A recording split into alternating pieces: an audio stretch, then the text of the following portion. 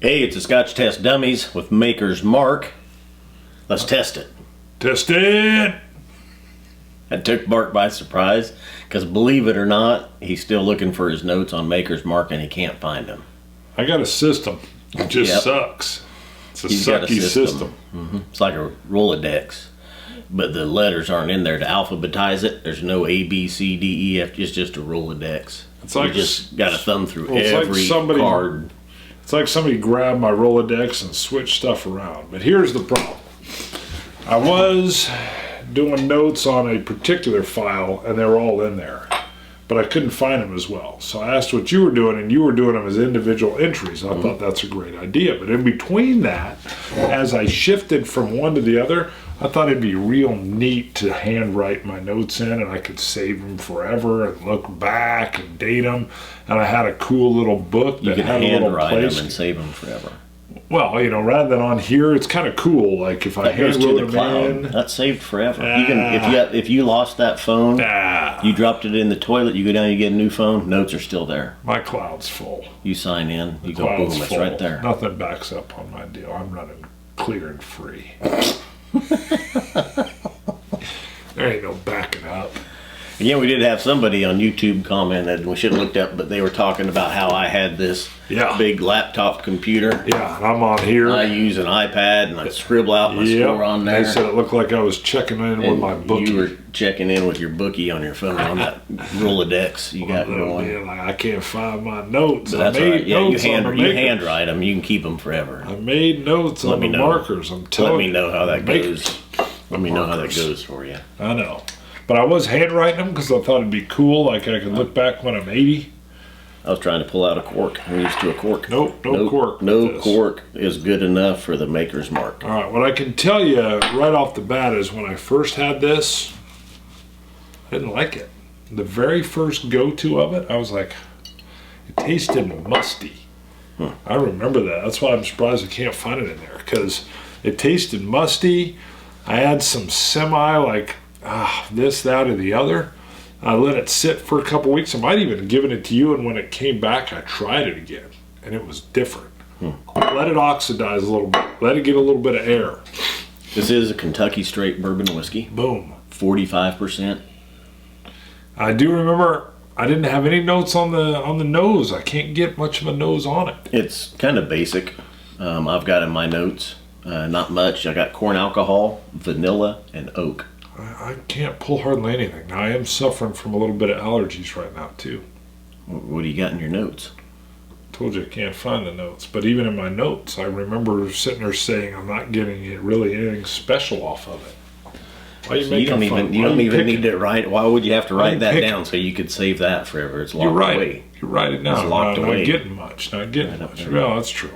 I don't know. This one surprised me because everybody talked it up high. And my first run with it, I was like, huh. And then I came back, and I liked it.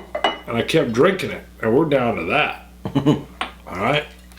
And I told them, let's please do this because I want to continue to enjoy it. It's not bad, neat, at 45%. I get oak, caramel, or caramel. I like to say caramel.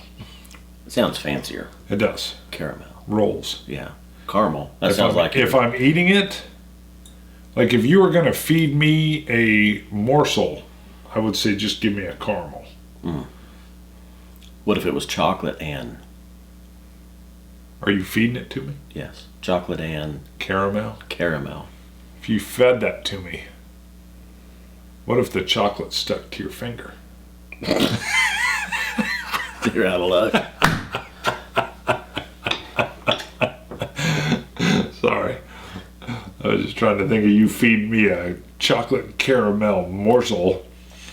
This isn't bad. I mean, it's a good. I could see it as a daily drink or something. You know, if you didn't want to drink the good stuff. I think this is good stuff. I mean, the expensive stuff.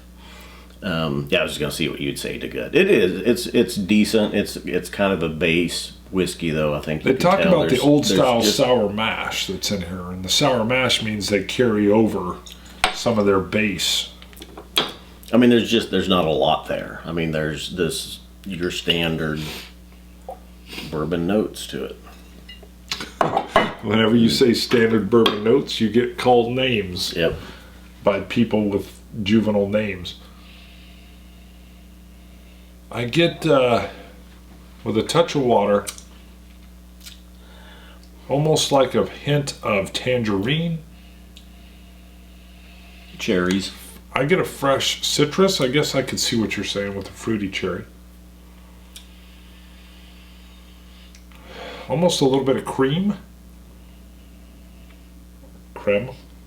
Yeah. Let me tell you, I'm marking it up 1 point in my score that I gave it. Sitting here tonight. And maybe, like you said, maybe it has gotten a little bit better since it's opened up. I'm telling you, the longer I let it sit, the more it opened up.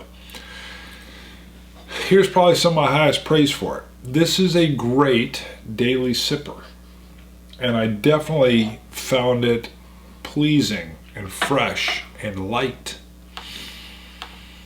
Flavorful. I do get some of that caramel. And it has a unique aftertaste that I can't quite peg. But I definitely found myself coming back to it. It's just a real relaxed, nice drink.